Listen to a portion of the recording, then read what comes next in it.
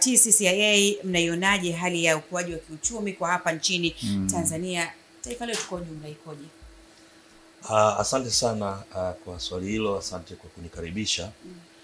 Kwa niaba ya Chemba wafanyabiashara wenye viwanda pamoja na kilimo Tanzania, ambao sisi ni taasisi ambayo inashughulika na wafanyabiashara nchi nzima, na tumekuwa na ofisi katika mikoa yote 26 Tanzania bara, lakini vile vile tuna ofisi katika wilaya zote karibia 138 Tanzania nzima. Kule kote tuna ofisi zetu na tuna wafanya biashara, lakini pia ni wanachama wetu wa Chemba wafanyabiashara ambao wako katika ngazi ya chini, tunawaita SMEs, pamoja na vijana na kina mama ambao wanafanya biashara, lakini pia tuna wale wa size ya kati tunawaita enterprise middle, na wale wakubwa ambao tunawaita corporate members. Kwa hiyo ukiangalia kwa ukubwa wake, Chemba wafanyabiashara ina takriban wanachama 30,000 nchi nzima na zaidi. Na hao wafanyabiashara wanachama wanatoka katika sekta za kilimo, madini, mboga, wengine sasa hivi wako kwenye maeneo ya nishati, wengine kwenye hizi biashara za startup, wengine wako katika mazao mbalimbali. Kwa hiyo kimsingi sisi tunazungumza kwa niaba ya sekta binafsi, na Chemba wafanyabiashara iko karibu na inaendelea kushirikiana kufanya kazi na serikali yetu, ikiwemo serikali ya awamu ya 6. Sasa kulingana na swali lako, ni kweli sekta binafsi na sisi wana Chemba tumeona kuna mafanikio makubwa ambayo yamekuja sana kutokana na serikali ya awamu ya 6 inayoongozwa na Mheshimiwa Rais Dr. Samia Suluhu Hassan. Kwanza kwa kitendo chake kile cha kusafiri nje ya nchi, tumeweza kuona fursa mbalimbali zinakuja katika uwekezaji. Zinakuja fursa mbalimbali katika uwekezaji kwenye sekta kama ya madini, miundombinu, lakini kuna kuja kampuni nyingi sana zinakuja hapa nchini ili kuweza kuja kuwekeza kwenye masuala ya real estate, lakini vile vile kwenye kilimo. Mtakumbuka kwamba sisi kama nchi yetu uti wa mgongo wetu ni kilimo. Kwa kuna makampuni mbalimbali yanakuja.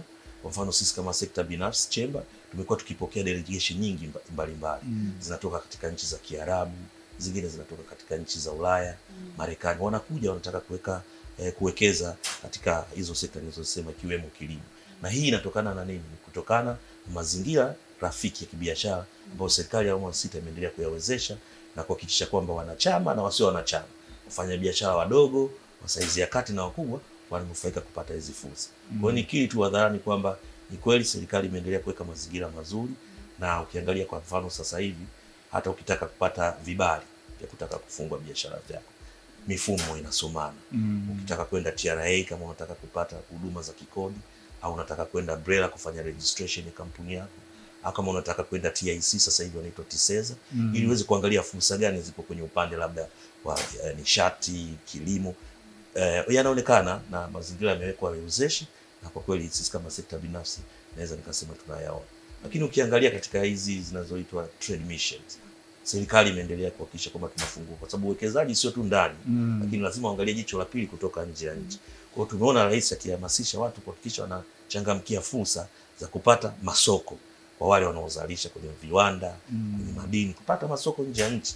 Sasa kupata masoko maana yake ile mifumo ya kibiashara imewekwa vizuri, imewezeshwa. Kwa mfano sisi kama Chemba wafanyabiashara mwaka 1999 serikali chini ya hayati Benjamin William Mkapa ilipa mandate au ilipa uwezo Chemba wafanyabiashara kutoa cheti cha uasili, inaitwa certificate of origin. Nini maana certificate of origin? Unapozalisha bidhaa zako alafu unaipeleka let's say katika kuiuza nchi ya nje, labda Algeria, Marekani, China ama India, unatakiwa uwe na hicho cheti cha uasili kuonyesha kwamba hii bidhaa imezalishwa nchini Tanzania. Kwa sababu kuna makubaliano ya kibiashara kati ya nchi na nchi zinaitwa bilateral agreement.